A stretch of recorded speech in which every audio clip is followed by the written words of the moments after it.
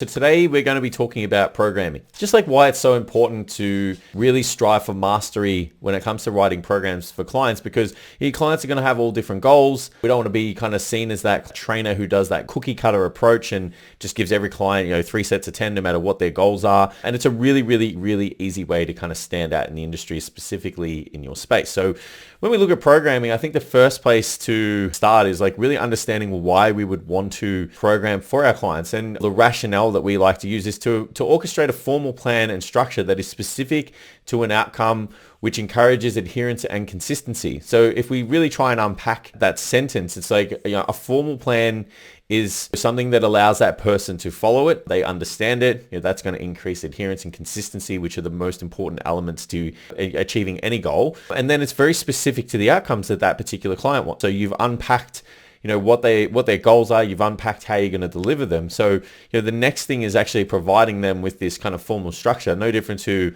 I guess, if you're like building a house or something, you would have building drawings written up and, there'd be a process on how that's going to happen. Your program is very similar to that. It's like, this is what we're going to do. This is how we're going to do it. All these things sit in alignment with the goal that you want. And then the next thing from there is just to implement it and review it. The next thing we need to talk about is the importance of specificity. So we like to use the SAID principle. So it's specific adaptation of imposed demand. What that means is it speaks to the idea that the body will adapt to specific stimuli that we impose on it. So when we're training, when we're writing these programs, and I guess when the client's training, we're exposing specific stimuli on that client, and that body's going to create like a shift, and it's going to need to adapt. And when it does adapt, it adapts specifically to the stimuli that we're imposing on it. So we need to make sure that when we're writing these programs, that it's really tailored to those outcomes that client wants. Like if they want strength in a specific area, like let's say lower body strength, then doing a heap of high volume upper body work is not really going to facilitate that.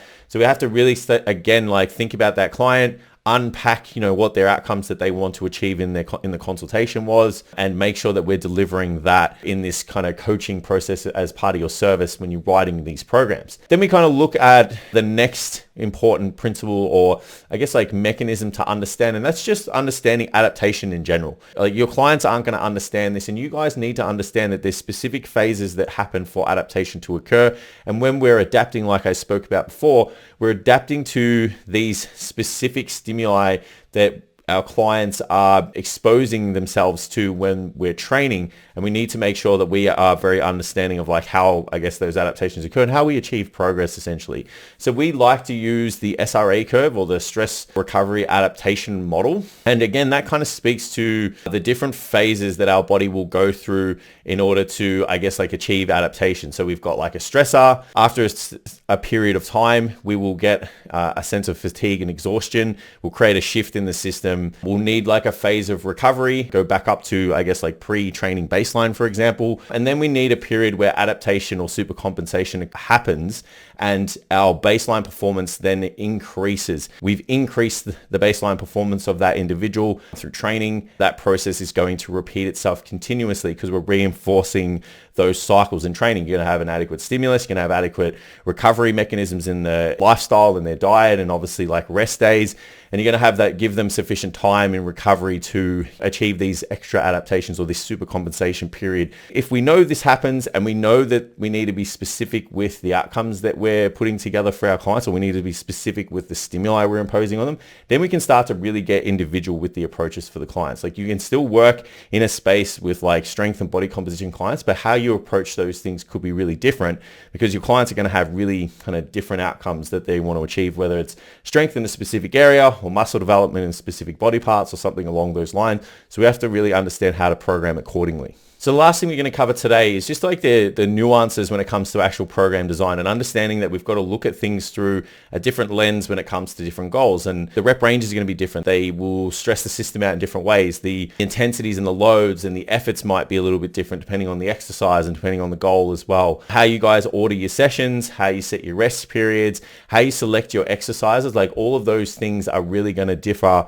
from client to client, because it's dependent on their skill level, it's dependent on their access, and obviously more importantly, it's dependent on the goals that they have. So when you guys are making these decisions, again, we're kind of looking through it through the lens of specificity. We're needing to make sure that obviously it's progressive as well, because we need to ensure that we're progressively overloading that stimulus to make sure that the body's continuously adapting.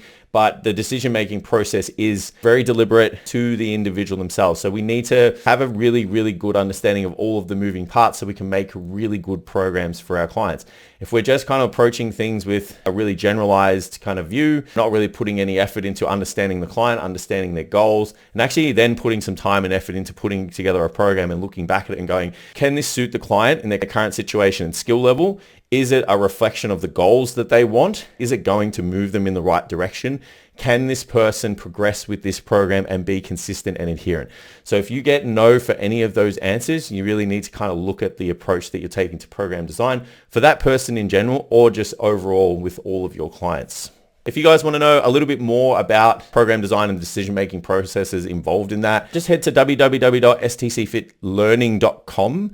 And you can head to the podcast, you can head to the articles. There's lots of content in relation to program design in those spaces. If you want to know a little bit more about that stuff in terms of practicality and seeing it in real-time decision-making processes, we go through this heavily in Standout PT. We actually do workshops on movement assessment, program design, those kind of things, give you guys practical examples and case studies. So if you're invested in increasing your technical skills along with navigating your business to working with the clients that you want to work with, hitting your income goals and creating some financial freedom for yourself, Standout PT program takes care of those outcomes for personal trainers. So www.stcfit.com and hit Standout PT up the top there. You can navigate your way through the course. It gives you guys some information on that. Okay, guys, that's it for now. Hope you guys enjoyed the video. Make sure you're subscribed. Make sure you hit the bell notification so you guys get updated with new videos in the future. And we'll see you guys for the next one.